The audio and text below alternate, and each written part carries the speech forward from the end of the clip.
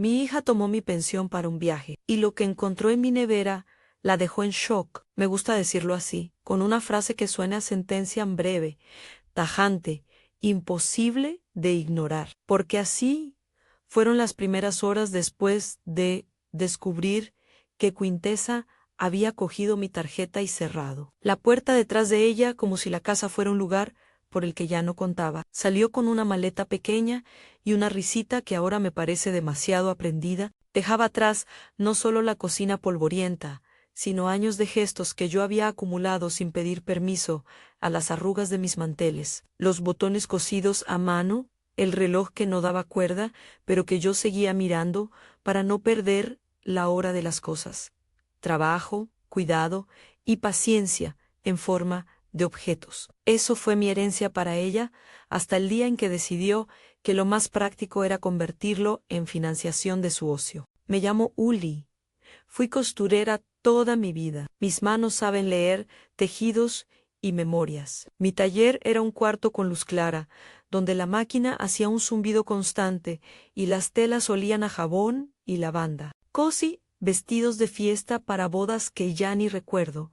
Remendé abrigos que debían resistir inviernos duros y guardé en cajas los trastos de la familia en cucharillas de plata. Un broche con un rubí que mi madre me regaló la Navidad que yo cumplí 20 años. Una cómoda robusta heredada de los abuelos que chirriaba cuando la empujabas. A mi casa la gente la llamaba medio en broma. El pequeño museo de Yuli, yo la llamaba hogar. Durante años, cada céntimo que me quedaba después de pagar la luz, el gas y la vida cotidiana, iba a ahorrar para un por si acaso que siempre parecía no llegar. Crié a Quintesa sola, con hilo y con explicaciones sobre la dignidad de no pedir prestado. Ella era una niña con ojos grandes, capaz de convencer al mundo de que tenía prisa por ser alguien. Más tarde fue una joven con manía de compras en zapatos, cursos, escapadas. Yo defendía sus excesos con la paciencia que te da el amor. Me decía que eran fases, que yo era la madre y debía sostener, hasta que la cuerda se tensó tanto que empezó a cortar mi tejido. Cuando abrí la despensa aquella tarde encontré el eco de la ausencia en estanterías que sonaban vacías cuando uno las golpea con la mirada. No quedaba más que algunos frascos de conservas pasadas de fecha, paquetes de arroz que cumplían la función de compañía más que de sustento y una promesa rota a la lista que había dejado. Quintesa con recados tachados y una nota que decía vuelvo pronto, mami. En el cajón de los cubiertos, el brillo de las cucharillas de plata estaba opacado por la capa de polvo, como si alguien les hubiera puesto un mantel de desdén. Se habrá ido por unas horas, pensé primero. Pero hay cosas que no se explican con bondad. Se explican con papel y números. No eran horas, era una semana y cuando encontré el itinerario, un sobre abierto con fechas y un recibo apretado en la esquina. El frío que me recorrió la espalda no tenía nada que ver con la temperatura. El viaje que mi hija se había regalado costaba el equivalente a 3 meses de mi pensión. 3 meses enteros, 3 meses que yo contaba en dosis, el pan de cada día, un poco de aceite, una pastilla de jabón de marca triste, 3 meses que ahora zigzagueaban en un ticket con un apellido de hotel y una ruta que la llevaba a playas que yo solo había visto en folletos. Me senté en la silla de la cocina y dejé que el sonido de la máquina de coser, que ya no estaba encendida, fuera mi guía.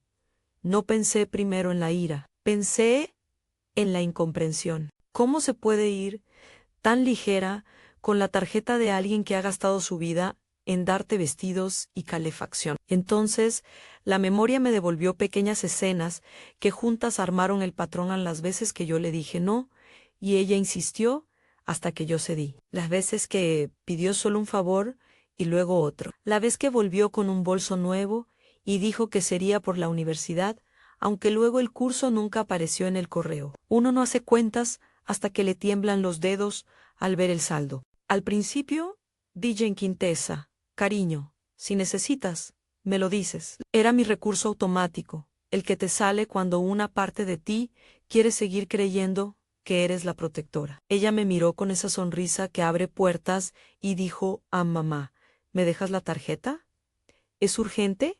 Dije que no. Entonces, la persuasión cambió de tono. Fue práctica, anticipada. Dejaba caer frases cuidadosamente que si me la prestaba, lo pagaba la próxima semana. Que no era para capricho, que era para un fin que la impulsaría. Se fue igual que se fueron muchas otras promesas, con la llave puesta del lado de afuera. Cogí el teléfono pensando en quién podía ayudarme a aclarar las cosas.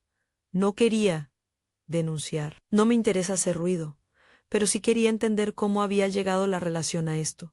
¿Por qué el borde del amor se había convertido en peligro? La vecina, Miss Theodosia, tocó mi timbre esa noche como lo hace siempre, con su bolsa de la compra y su lengua larga lista para decir lo que nadie osa ñuli. La he visto con maletas. Si ha tomado tu tarjeta, debe devolverla. Miss Theodosia es de ojos vivaces y anda firme, y aunque a veces le falta tacto, es una testigo del barrio. Le conté lo que había encontrado, y ella, con la práctica de la gente que lee las vidas por los gestos, dijo, ay, querida, no es solo un viaje, tiene ideas. Esa misma noche, mientras la casa quedaba en ese silencio que no permite dormir, hice algo que no había pensado hacer en años de mí.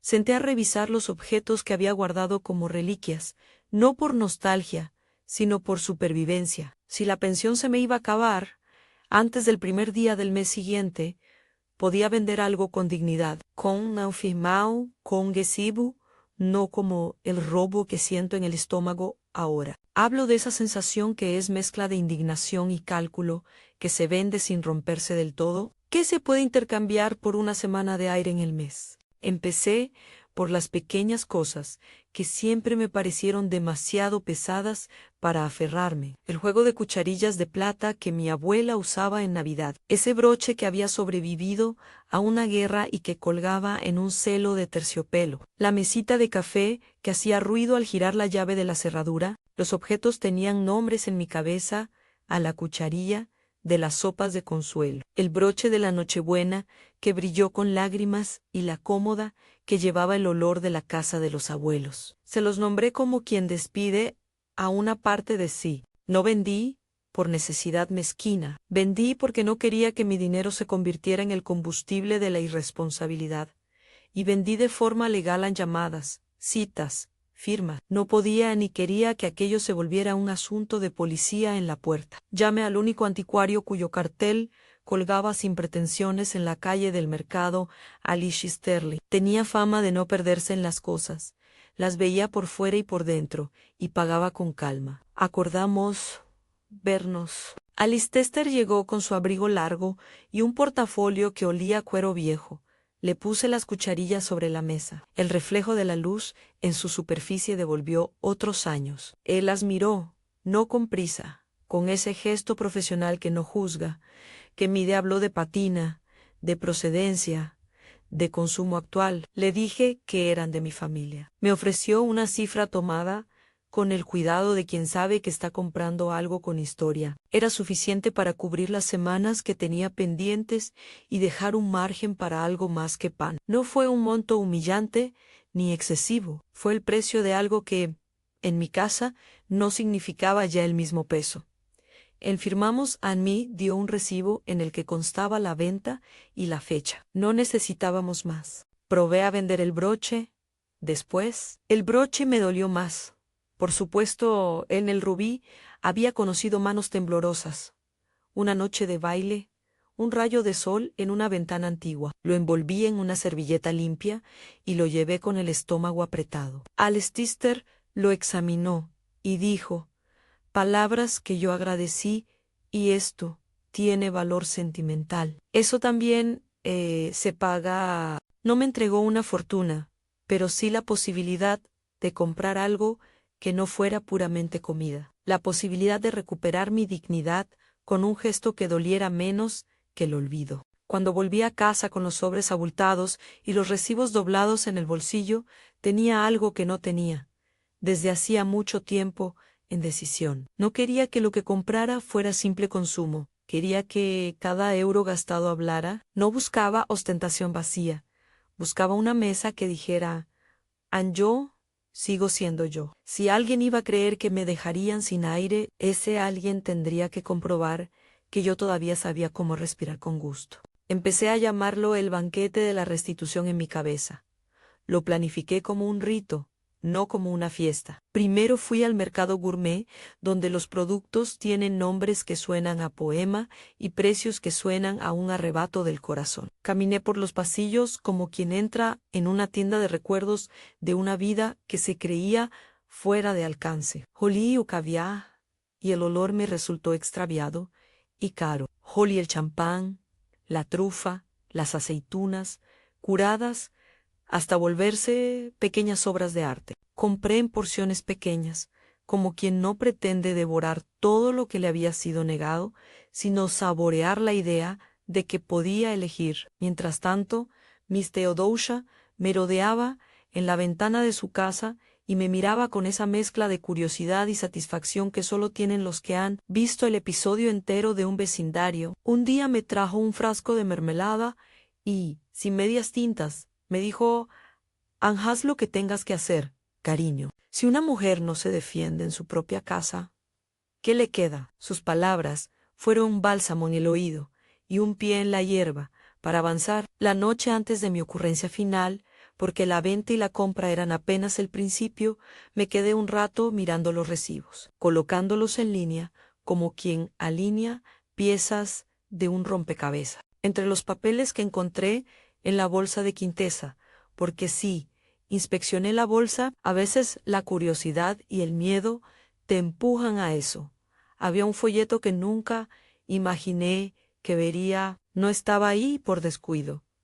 Parecía dejado con intención. Un papel con letra impresa como de oficinal, donde se hablaba de cuidados residenciales, de una gestión del patrimonio destinada a facilitar la vida del paciente. Había un borrador de un poder notarial con una firma incompleta. No voy a alargarlo con detalles técnicos porque no soy abogada y no me interesa explicar procedimientos. Lo que me sorprendió fue la claridad de la intención.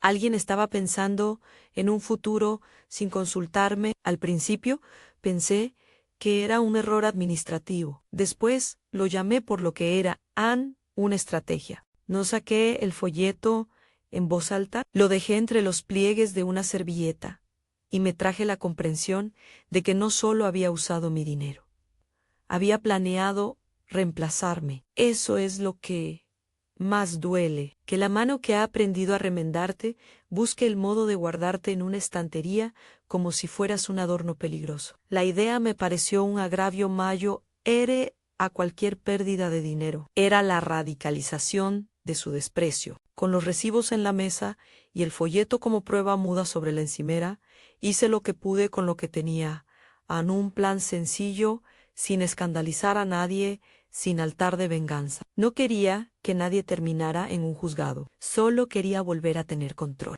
Vendí lo que pude vender con dignidad.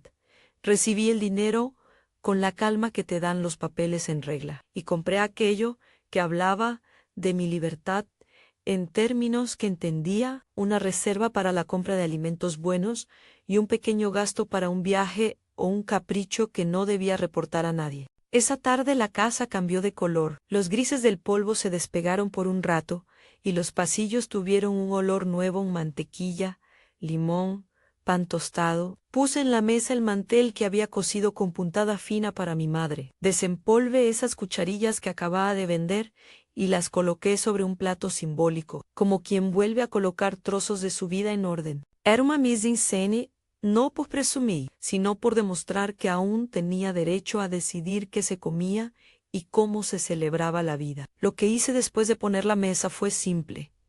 Llené la nevera. Esa frase podría sonar banal, pero la acción era un acto deliberado. Llené la nevera de cosas que nunca antes me había permitido, botellas de champán frío, tajos de paté, un pequeño bote de caviar que me miraba desde su etiqueta con cierta vergüenza, y bandejas de trufa que despedían un perfume terroso que me recordaba que el mundo todavía tenía sabores por ofrecer. No lo hice como un gesto de ostentación contra Quintesa. Luchis por mí era una afirmación, había un ritmo en mi vida que no quería perder, el levantarme con una taza, coser un botón, cuidar el barrio, cerrar la persiana. La nevera llena era la prueba física de que había decidido no ser más el recurso principal del bienestar ajeno. Podía sostener mi mesa con la dignidad de quien había elegido que quedarse y que vender. Podía permitirme una noche placentera, sin que eso significara someterme a la humillación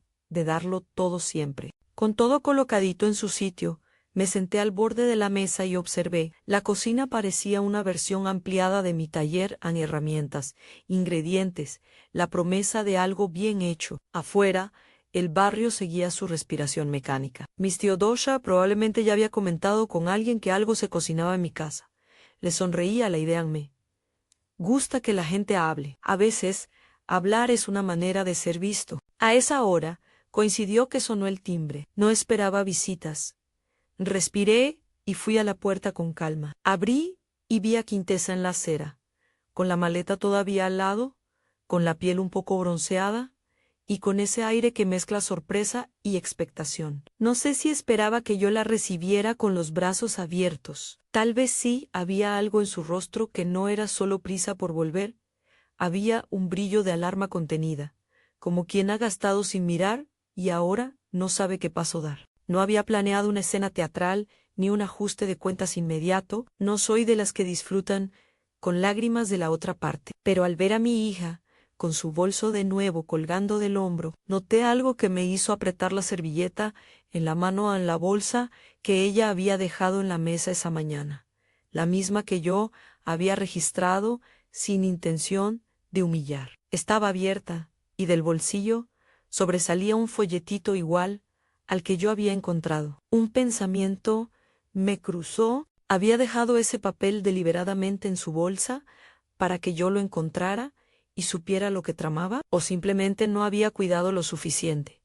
No pude precisar. La tensión se palpaba en el aire, como cuando una costura se prepara para estallar. Quintesa cruzó la puerta, como si no quisiera asumir que la casa también era mía, como si la rutina entera se le hubiese convertido en una molestia. Detrás de ella, en el portal, un taxi esperó y luego se fue. No pronunció palabra al entrar, miró la cocina con la expresión de quien examina una vitrina y decide si algo pertenece a su colección. Sus ojos se detuvieron en la nevera cerrada. Allí, en la puerta del frigorífico, había un post-it con letra mía: no abrir hasta la hora de la comida. Era una broma tonta que solía usar con mis vecinas cuando montábamos almuerzos largos. Esta vez era un aviso y una armadura. Quintesa frunció el ceño como si la nota le ofendiera. No voy a contarte lo que ocurrió a continuación aquí y ahora. No porque quiera guardar secretos, sino porque hay cosas que necesitan respiración propia y una pausa para que el efecto sea claro. Lo que sí puedo decir es que la imagen de su cara, cuando finalmente dejó de mirar el resto de la casa y dirigió su atención hacia la nevera, quedó clavada en mi memoria como una fotografía atrapada en la película. Había en ella un mimo de incredulidad que prometía ruido. Y yo, después de tantos años de invisibilización, me sentí por primera vez con permiso para observar. Si esta historia te interesa, suscríbete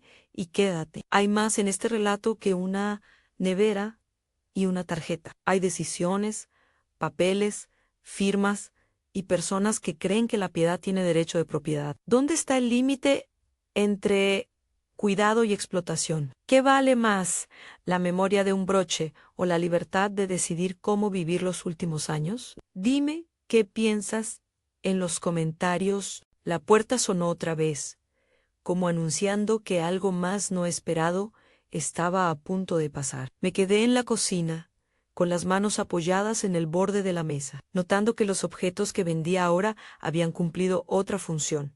No solo habían comprado comida, sino también el tiempo para tomar una decisión. Vi la nevera, vi la nota y respiré. El timbre no solo marcaba una llegada, marcaba una línea que la casa ya no estaba dispuesta a cruzar sin mi permiso. La puerta sonó otra vez y su timbre cortó la expectación, como si alguien hubiera encendido una luz en medio de la niebla. No tardé en ver la figura familiar de Quintesa moverse por el umbral.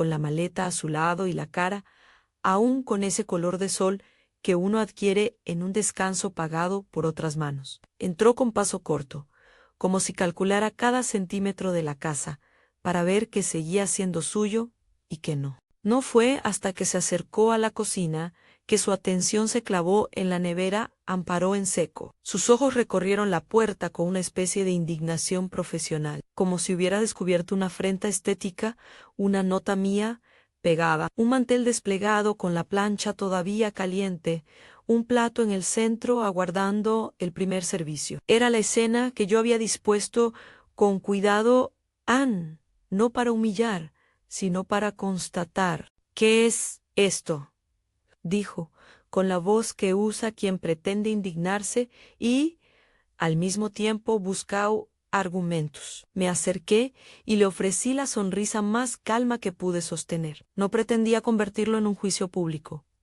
No quería espectáculo, pero había pruebas sobre la mesa y una tranquilidad en mi pecho que ya no necesitaba esconder. Es mi casa, respondí, y dije cada palabra despacio. Y hoy decido qué hay en mi nevera. Se le tensó la mandíbula. Hizo el gesto de meter la mano en el bolsillo como si buscara algo, quizá la tarjeta que había tomado, quizá el folletito que le servía de justificación. Sus manos, sin embargo, se detuvieron al ver el mantel, las servilletas, las copas que reflejaban la luz de la cocina en un brillo que no parecía de ostentación, sino de recuperar un derecho. ¿Vendiste todo eso?, preguntó.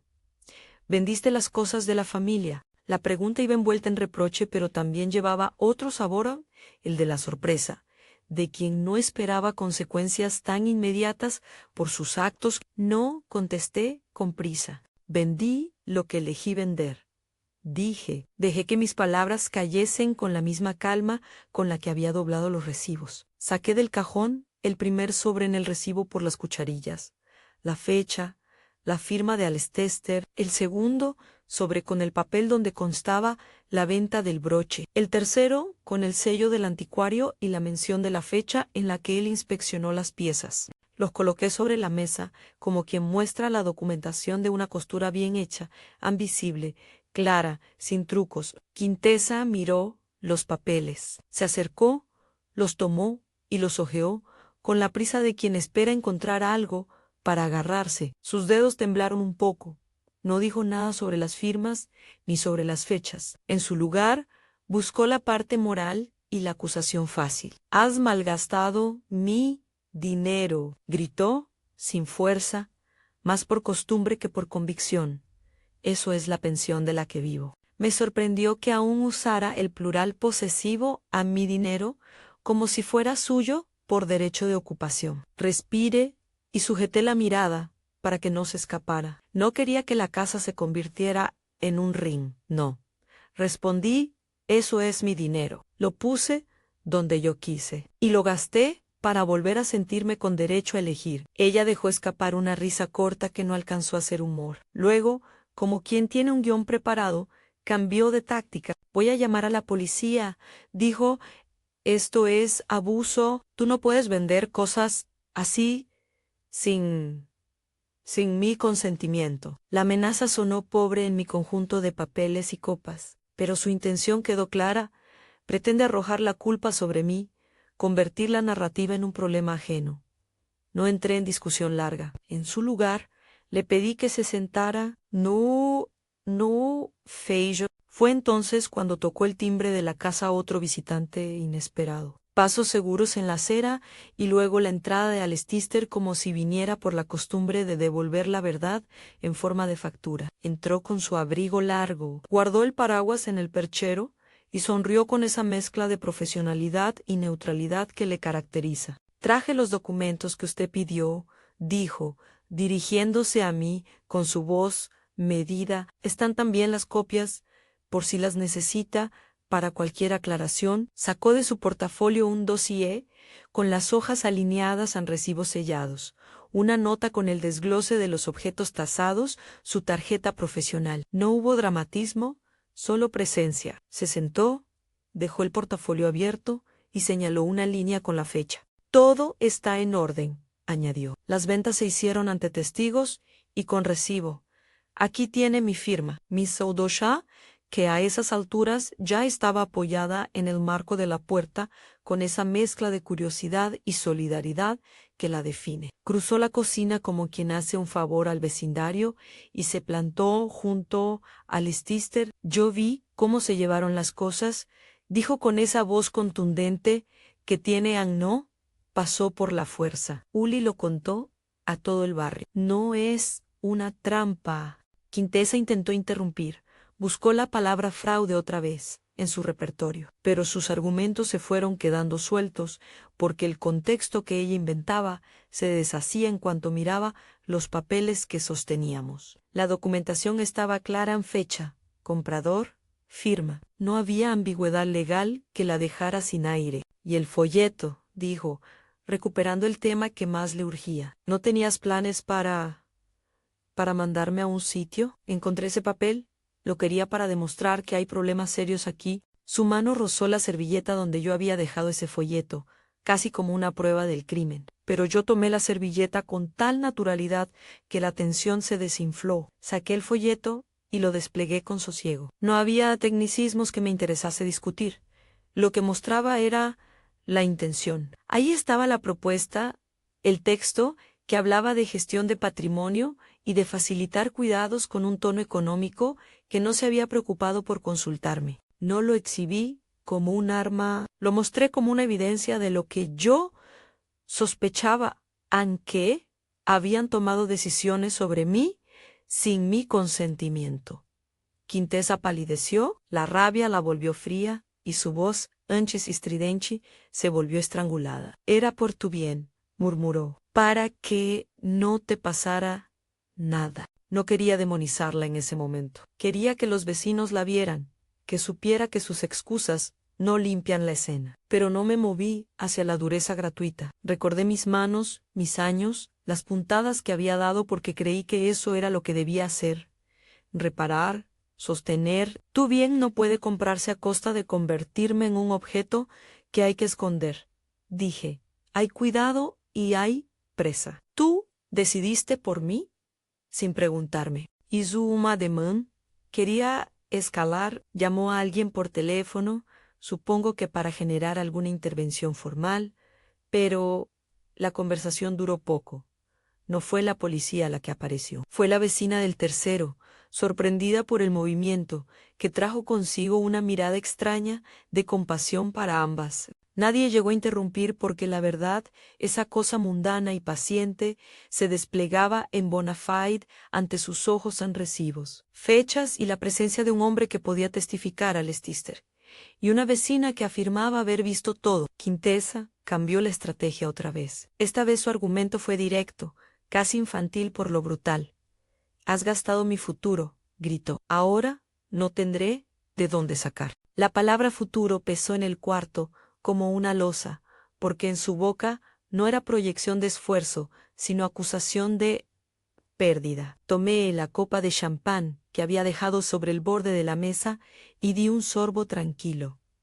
No por desprecio, por reposo. No eras mi futuro, contesté con serenidad, eras mi hija, y eso es distinto. Ella se dejó caer en una silla, no con derrota, sino con el gesto seco de quien no comprende. Miró a Lestister como buscando culpabilidad en el hombre que había comprado aquello que ella consideraba derecho. Él, con su profesionalidad intacta, mantuvo la neutralidad y añadió una última observación que cerró una de las puertas que ella intentaba abrir. La venta se hizo con la claridad que la ley exige, dijo. No soy quien para juzgar motivos familiares, pero puedo declarar que el pago se realizó en efectivo y que la propiedad ya no pertenece a la señora Uli desde la fecha que consta en el recibo. Esas palabras, dichas con calma, tuvieron la fuerza de un remate. Quintesa se incorporó, respiró como si hubiera corrido una carrera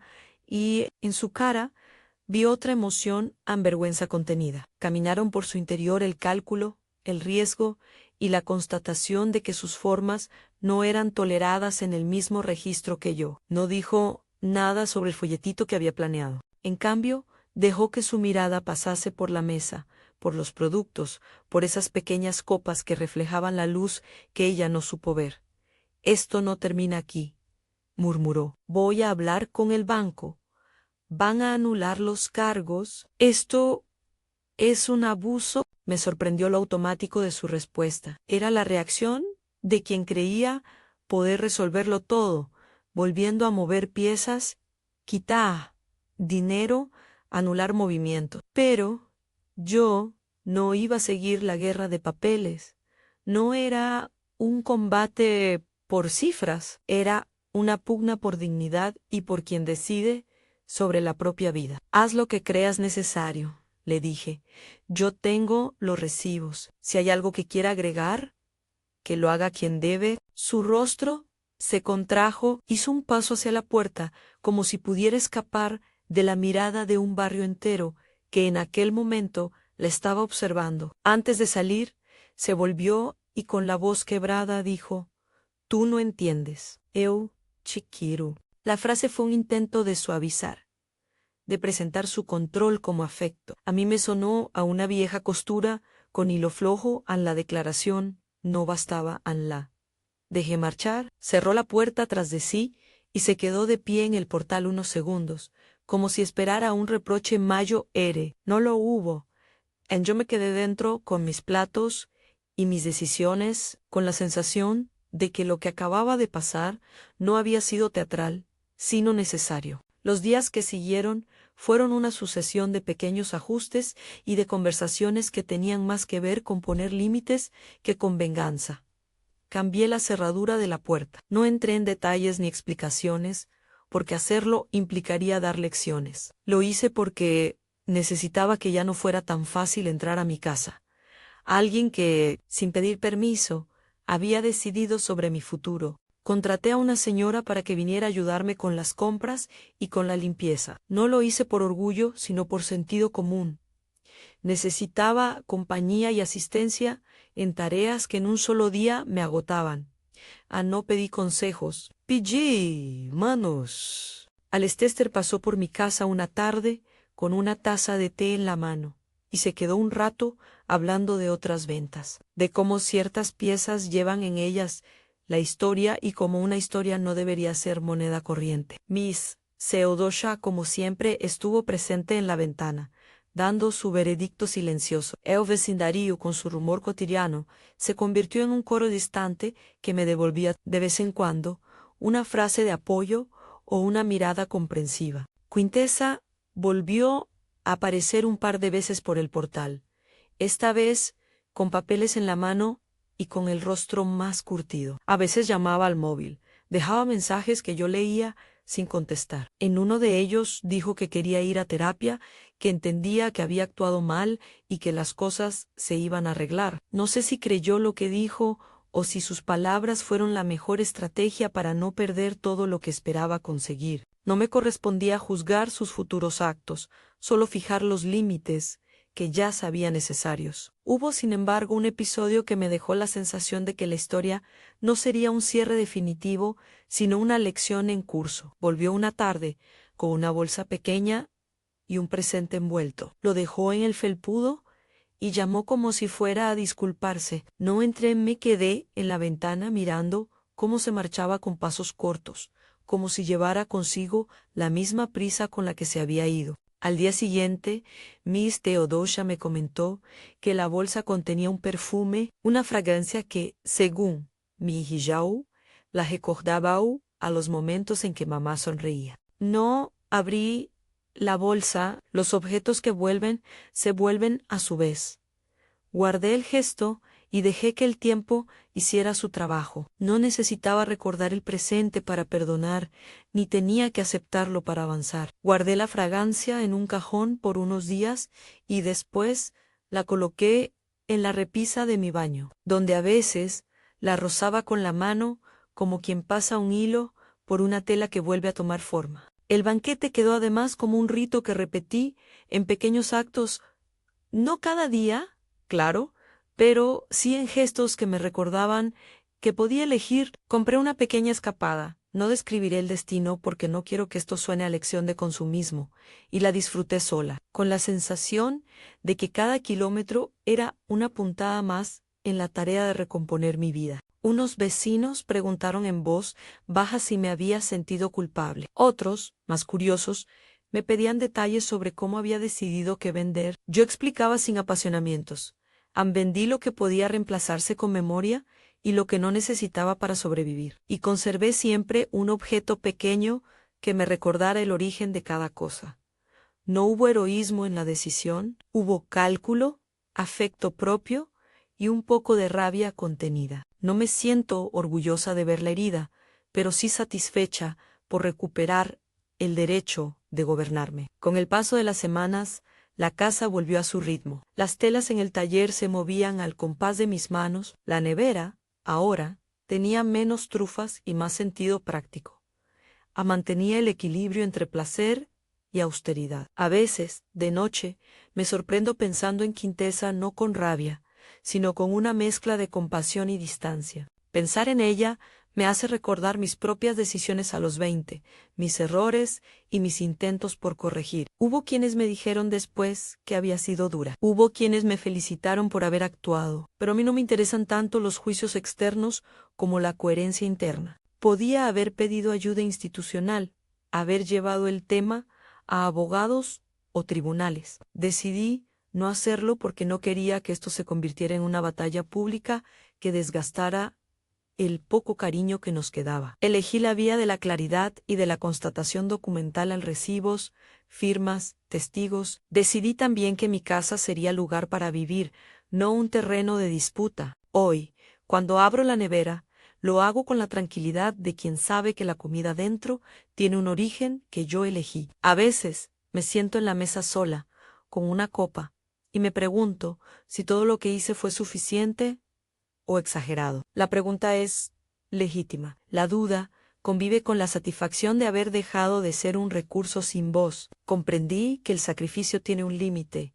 Amar no es anularse. Cuidar no es poseer. Quiero pensar que mi historia puede servir de espejo a otras, no para convertir la ruptura familiar en una moda, sino para mostrar que hay líneas que, por dignidad, deben marcarse. Hay momentos en que la atención se confunde con la apropiación y el amor con la dependencia. No pretendo ser un ejemplo absoluto, ni una sentencia moral. Solo soy una mujer que decidió hacer visible lo que hasta entonces había sido invisible. Algunos me han preguntado si volvería a comprar el broche, si pudiera. La respuesta es compleja. No es el objeto lo que me hizo falta. Era la sensación de pertenecer a mi propia vida. El broche era memoria, sí, pero la memoria no necesita de piezas para existir. La recuerdo sin el metal en el pecho. Conservo, eso sí, una cucharilla pequeña en la caja de los objetos que no vendí, no por valor económico, sino por la historia que lleva adherida, por el sonido que hacía al llenar una sopera en noche de lluvia. Esa cucharilla me acompaña los domingos. Quiero dejar claro algo que me parece importante. No aplaudo la humillación de nadie. No disfruto de la caída de mi hija. No celebré su vergüenza. Celebré, en cambio, mi derecho a decidir, y si esa decisión le hizo ver su lado más oscuro, lo lamenté por ella. Hubo días en que pensé en tender puentes, otros en marcar la distancia para protegerme. Ambas opciones fueron legítimas según el momento. El folleto que encontré, el único testigo silencioso en la encimera, quedó finalmente archivado. No lo destruí, ni lo exhibí, lo guardé como quien guarda una lección aprendida, y marqué con tinta en el margen la fecha en la que descubrí que mi vida iba a ser tratada como si no formara parte de ella. No lo hice para chantajear ni para humillar. Lo hice para tener memoria. Hubo justicia. Dependerá de quién la mida. Para mí, la justicia fue recuperar el control de mi mesa, de mi cocina y de mis decisiones. Para otros, tal vez la justicia sea otra cosa. Me interesa más la pregunta que la respuesta tajante, que dejamos a cambio del cuidado. Cuando dejamos de ser guardianes para convertirnos en guardianías, en depósitos de patrimonio que otros dispongan sin preguntar, Sé que hay gente que vive sacrificándose por hijos que no agradecen, que convierten su vida en una cuenta corriente sin reconocimiento. Si te encuentras en ese lugar, te digo esto con la suavidad de alguien que también estuvo ahí. Poner límites no es un castigo, es un acto de cuidado propio. No es fácil, no es bonito, pero a veces es necesario. Hoy la casa huele a café y a pan tostado. Las telas del taller tiemblan con la misma luz de siempre. Me miro las manos y veo hilos que no se han soltado. En el barrio se comentan cosas, aunque me fui de viaje sola, que compré trufa para mi Aná. Veces me trae gracia. Otras, cierta melancolía, pero algo cambió. Ahora sé que no soy un recurso consumible. Soy Yuli, con mis puntadas y mi mesa. Y si te preguntas, ¿cómo terminó la relación con Quintesa? No con un abrazo eterno, no con una reconciliación perfecta, más bien con el tiempo, con llamadas suaves, con mensajes que ella dejó y que yo respondí con límites claros. Un día, quizás, volveremos a compartir una comida de verdad, o quizás no. Eso lo dirá la vida, no yo. Lo que sé es que ya no soy la responsable de su gestión ni de su emoción. Te dejo con una pregunta, porque me interesa saber qué piensas. ¿Qué harías tú si descubrieras que la persona a la que cuidaste decide por ti sin consultarte? ¿Dónde trazarías la línea entre amor y explotación? Escríbelo en los comentarios y comparte esta historia con alguien que necesite oír, que tiene derecho a decidir sobre su propia vida. Si te ha interesado este relato, compártelo y cuéntame qué opinas. ¿Actué bien? ¿Me excedí? ¿O simplemente hice lo que era necesario?